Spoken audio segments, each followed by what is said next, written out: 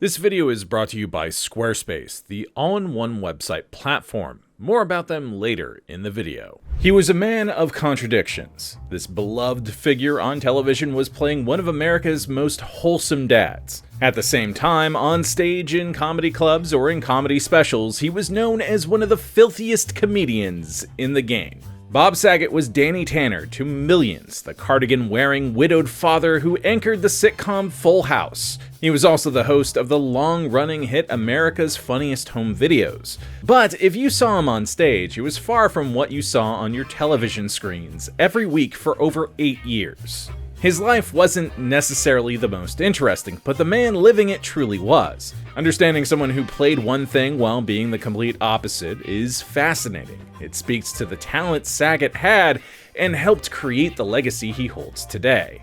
This is the story of a beloved comedian, the Jekyll and Hyde of comedy, who played wholesome and filthy, depending on when and where you saw him. From his early days behind a Super 8 camera to the final moments on his last tour and tragic finale, this is Bob Saget. The tender father figure, the unapologetic comic, the man who lived to make people laugh. Welcome back to Biographics. I'm your host, Eric Malachite, and today's script was provided by James CJ, so be sure to show them some love as you deploy your likes and do all the things that help keep the eldritch beast that is the YouTube algorithm going.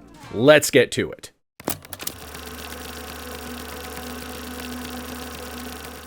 On May 17, 1956, in Philadelphia, Pennsylvania, Robert Lane Saget was born.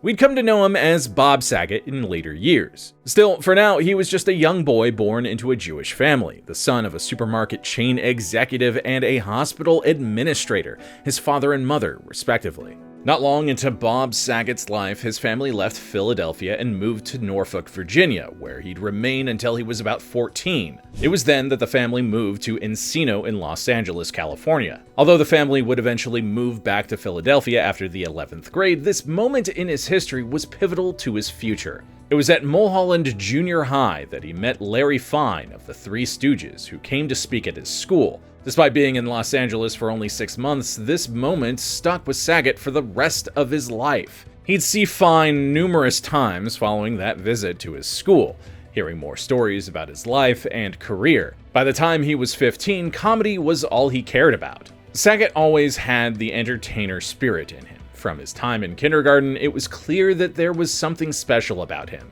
When he was 9, he began making movies with his Super 8 camera. Before meeting Larry Fine, Saget believed his future was in medicine.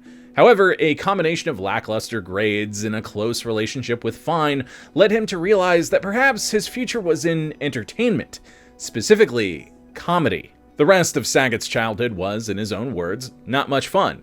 He was overweight, covered in zits, and didn't have a great sense of fashion. He had few friends and continued making movies. In his senior year of high school back in Philadelphia at Abington Senior High, he began working at the supermarket deli thanks to his father, but he was beginning to think seriously about comedy. While he didn't think he'd become a stand-up comedian, it sort of just happened naturally. Maybe he was just born to entertain.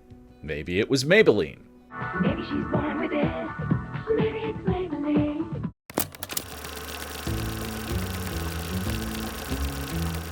In 1975, Bob Saget went on to study film at Temple University in Philadelphia. It was here that he'd earn his major achievement in entertainment. Saget created the student film Through Adam's Eye. This black and white movie was about a guy who receives reconstructive facial surgery and earned Saget a Student Academy Award for Young Filmmakers. This was a massive deal and a significant achievement for Bob to earn at age 22. During his college years, Saget began exploring stand-up more and more. His dedication was clearly there, seeing as he'd take the train from Temple University to New York City to perform at clubs like Catch a Rising Star and The Improv. Saget was finding his creative voice, learning what he found funny, and how to share that humor with others to make them laugh. These were formative years for any comic. He was finding that creative voice down any avenue he could. Just before Saget ended his time at Temple University, he had a major health scare that could have proven fatal if not caught just in time. In January 1977, Saget was hospitalized with a 104-degree fever after his appendix burst. Surgeons put ice on the area for 7 hours before moving him to surgery. While operating, they found the appendix had become gangrenous. This was a turning point for Bob Saget. Prior to this moment in his history, he described himself as a cocky, overweight 22-year-old. No longer would he identify with these self-descriptions. He was done being cocky, and he was done being overweight. Good thing, too. He'd need to be in better shape considering the turn his career was about to take. In 1978, he graduated from Temple University with a Bachelor of Arts. While Bob intended to further his studies by taking graduate courses at the University of Southern California, he ended up quitting after just a few days, choosing to devote his time to stand-up instead of several more years of school. He was ready to try his hand at being a comedian for real. He was ready to figure out what made him laugh and how he could make others laugh with him. If you want your business to be as beloved as Bob Saget's characters, specifically the TV dads, then you're going to need a snazzy website. And the sponsor for today's video, Squarespace, has you covered. Squarespace is the all-in-one website platform perfect for entrepreneurs and hobbyists alike. Now, Squarespace is my go-to web developer, and the reason for that is because recently I needed to make a simple website for a tabletop RPG I'm developing and playtesting. You know, to make looking through the monster of a rulebook we've made a lot easier. And it was beyond simple to add sections, format, and even incorporate my existing knowledge of CSS and HTML, though you don't need any knowledge in that area at all. And that's all thanks to Squarespace's innovative Fluid Engine. The Fluid Engine makes it easier than ever for pretty much anyone to dive in and make a beautiful website. Answer a few questions about the goals you'd like to accomplish with your site, choose a template, and get dragging and dropping elements onto your template. Drag and drop technology is included in every Squarespace site. But that's not all, because if you're working on long-term projects like any of the stuff that I'm working on a regular basis, Squarespace makes it easy for you to create members-only content for your community. Monetize your projects by selling access to online courses, blogs, videos, and memberships. Start with a fully customizable website and earn recurring revenue by gating off your content behind a paywall. Simply set the price and choose whether to charge one-time fee or subscription for access. And then use Squarespace email campaigns to make it easy for you to spread the word about your project, engage with clients, promote your services, and grow your business. Plus, if you're as busy as I am, you can even set up email automations to stay connected, nurture leads, and save time. Ready to get started? Head to squarespace.com/biographics for a free trial, and when you're ready to launch, use offer code biographics to save 10% off your first purchase of a website or domain.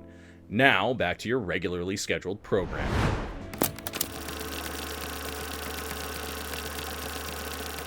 Saget knew he wasn't necessarily a comedian who stood out from the crowd. He believed himself to be somewhat likable, but knew he didn't have the type of high-energy performances and material that set him apart from other comedians, such as John Belushi, Chris Farley, and many others. But he loved the job. He enjoyed crafting a joke and nurturing it until it was the best possible version of what it could be. During these early years, Saget continued his stand-up both on stage and on screen, appearing on numerous talk shows, including The Tonight Show with Johnny Carson.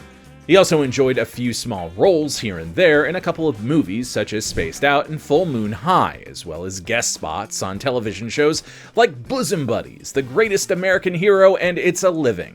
Perhaps his greatest achievement in the early 1980s was marrying his first wife, Sherry Kramer, his childhood sweetheart, whom he had met when he was 17.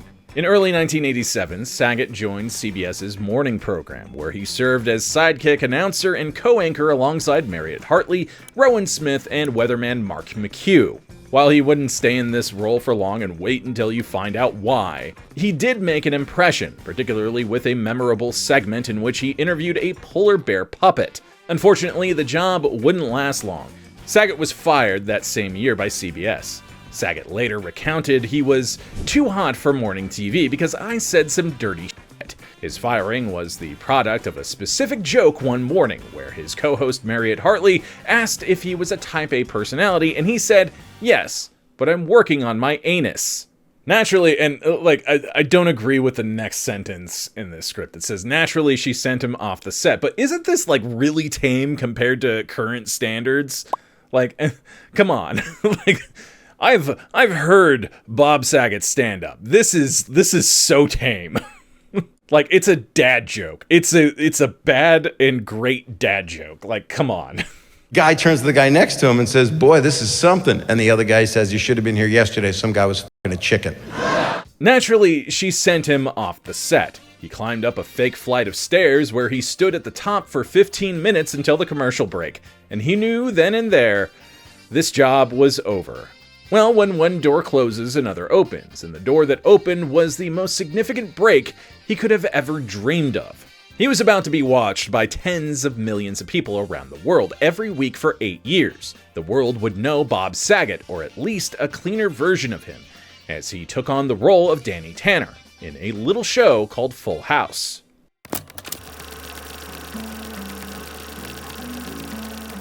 "1987 was a good year for Bob Saget, and for me, too, if I don't say so myself.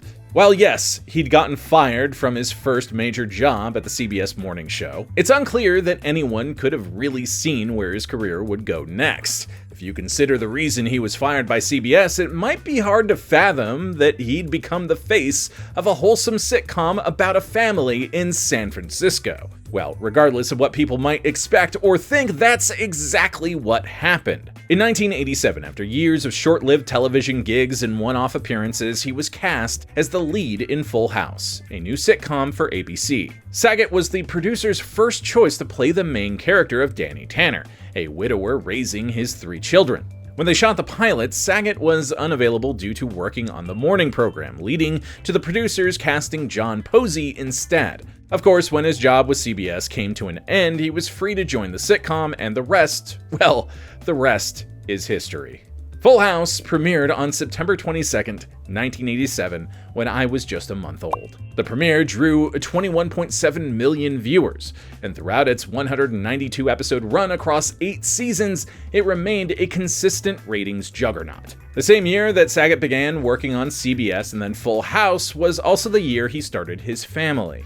Bob and Sherry would have 3 kids together, Aubrey in 1987, Laura in 1989, and Jennifer in 1992. He was living the dream on and off screen like he couldn't believe. However, that doesn't mean it was easy. It may come as a surprise to learn that critically the show was not well received. I mean, everyone I knew hated it. Children hated this show. One review called it a hackneyed and saccharine family sitcom. Another wrote, archetypically average, hiding behind a ubiquitous laugh track and obnoxiously on-the-nose life lessons. And they just got worse from there. But while the critics weren't falling for Full House and the Tanner family's antics, audiences were falling in love with them every week. Saget, despite his dirty humor, loved the role he played on Full House, stating in his autobiography, Danny Tanner, or DT, as I now call him, was a guy I am still proud today I got to play. I still knew even back then, and I know it more today, that portraying a good father for hundreds of millions of people is valuable. He called it a Jekyll and Hyde experience, considering he played this silly character that was a part of this super clean-cut show, which for him was outside of his usual shtick. He knew it was a strange fit, but it just worked. A couple of years later, in 1989, Saget would take on another television gig with ABC. This time, he wasn't playing a role, but instead playing host. He began working on America's Funniest Home Videos, which premiered on November 26, 1989, and was seen by 32.8 million people. Unlike Full House, Saget was actually not the first choice, as John Ritter was producer Vin DiBona's preferred host. Ritter turned it down as he began trying to transition from sitcoms and television to feature films. Saget was hesitant to join the show at first, but DiBona convinced him that it was the chance to show another side of himself to viewers, so he wouldn't just be known as the dorky dad. So he took the job, and for 8 seasons from 1989 to 1997, he was the host. As a result of these 2 popular shows, Bob Saget became one of the most recognizable faces in television and America. Come 1995, Full House had wrapped with its 192nd episode in its 8th season on May 23rd. A year later, on May 18, 1996, he'd stepped down as host of America's Funniest Home Videos. He stated, "After 8 years of hosting, I decided to move on. I wanted to get back to my stand-up and pursue other projects. As grateful as I was for the show's success, I didn't want to be known only as the guy introducing people getting hit in the crotch with baseballs. I mean, that seems on brand for him, though. With the end of his time in the spotlight of primetime, something else ended: his marriage. Saget and Sherry Kramer officially ended their marriage in 1997. In hindsight, Saget wrote, "It was painful, and it was my fault that the marriage didn't work out. I loved her very much, but I wasn't mature enough, and I was too consumed with my career." While his marriage ended, he remained a present father in his children's lives, taking the role of being a father very seriously. Despite the unfortunate end to their marriage, Saget and Kramer remained good friends and co-parented effectively, which Saget emphasized in his book and in interviews throughout the years. So, what was next for the man who'd been a constant fixture in millions of Americans' lives for the last near decade? Would his departure from network television stardom pan out the way he expected?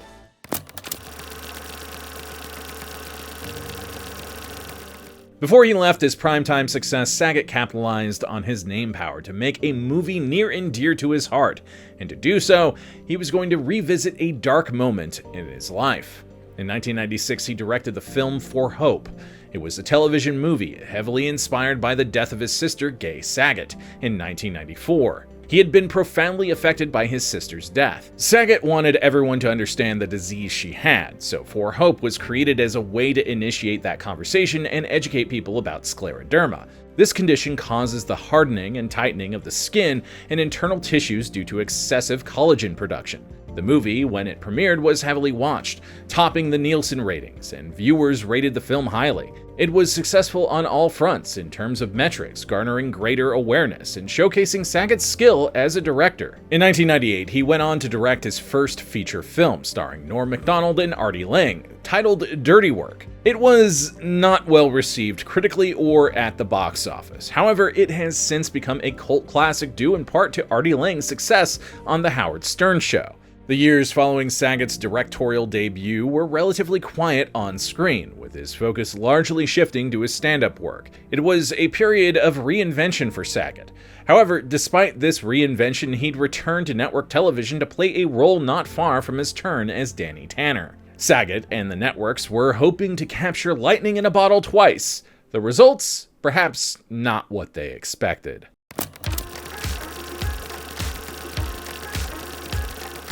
The early 2000s were a weird time for TV in general.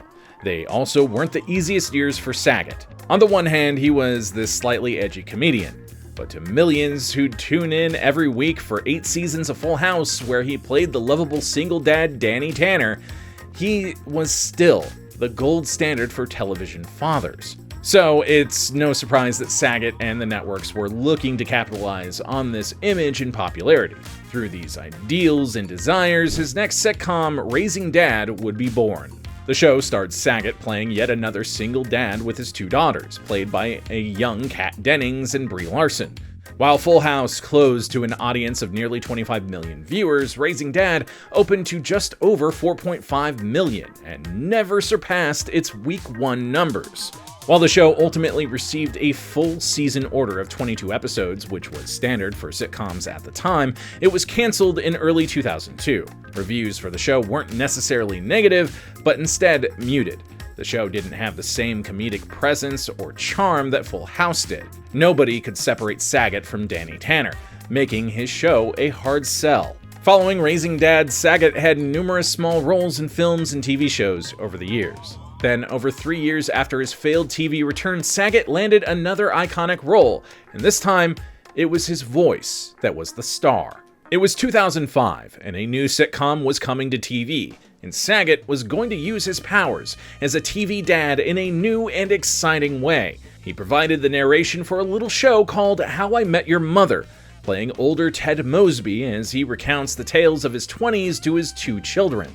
It's unclear if anyone knew at the time that the show would go on to be a massive success, lasting 9 seasons and 208 episodes, but for every episode for 9 years, Saget's voice was there. He may not have appeared on screen once in the entire series, but everybody knew whose voice guided the story for 9 years. And that, kids, is the true story of How I Met Your Mother. What? I'm kidding. Today, How I Met Your Mother remains one of the most culturally significant and relevant shows, possibly even surpassing Saget's earlier work on Full House. Regardless, Saget had been a part of two major pieces of television history, three if you include America's Funniest Home Videos. It remains an achievement that not many can claim.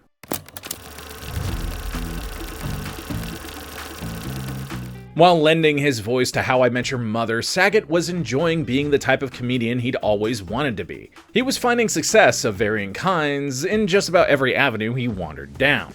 In 2005, he appeared in The Aristocrats, a documentary where he delivered filthy jokes, shocking fans who didn't know Danny Tanner had a dirty mouth. This was a turning point, solidifying the duality of the raunchy comic and America's dad.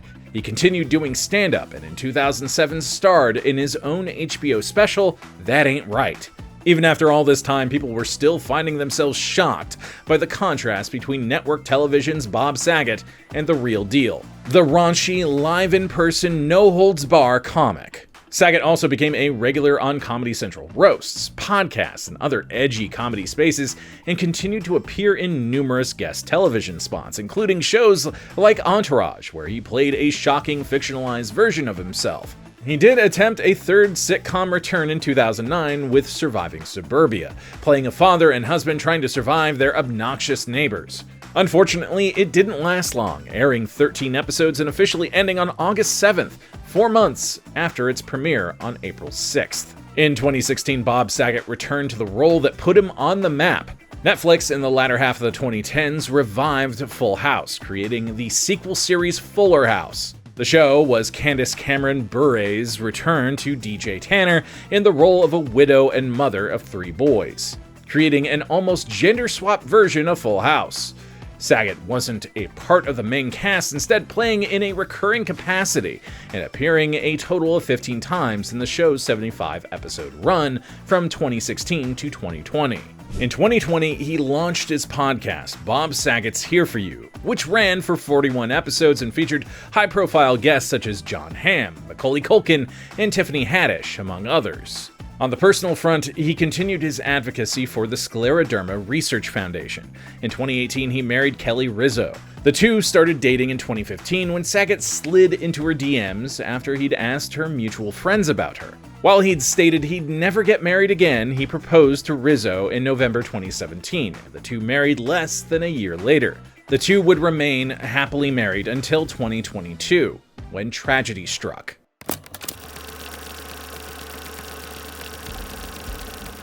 Unlike so many comedic legends, Bob Saget's death wasn't brought on by an illicit substance, health issues from substance abuse, or even taking his own life. Instead, his end was accidental. While in Orange County, Florida, Saget was staying at the Ritz-Carlton near Williamsburg. He'd performed in Ponte Vedra Beach the previous evening for his stand-up tour, I Don't Do Negative.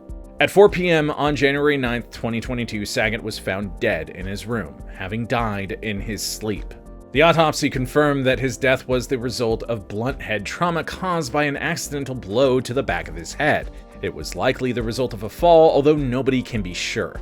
As a result of the blunt head trauma, Saget likely suffered a subarachnoid hemorrhage and subdural hematoma, causing him to die in his sleep, which is the same thing that killed Akira Toriyama, the subdural hematoma, that is. At the time of his death, he was also found to have had COVID-19, which coroners confirmed did not appear to play a part in Bob Saget's death. On January 14th, a little under a month before the autopsy would be released, on February 9th, a funeral for Saget was held at Mount Sinai Memorial Park Cemetery. He was buried near the graves of his parents and sister. His gravestone reads, "He brought people together and made them laugh. A very great man."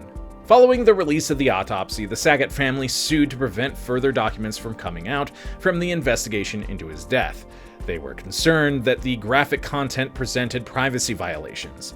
By March 14th, a permanent injunction was issued prohibiting the release of further documents. His final words may be unknown, but he did post to social media before his death, saying, "I had no idea I did a 2-hour set tonight. I'm happily addicted again to this shit." He died not long after finding the joy in what he was doing all over again.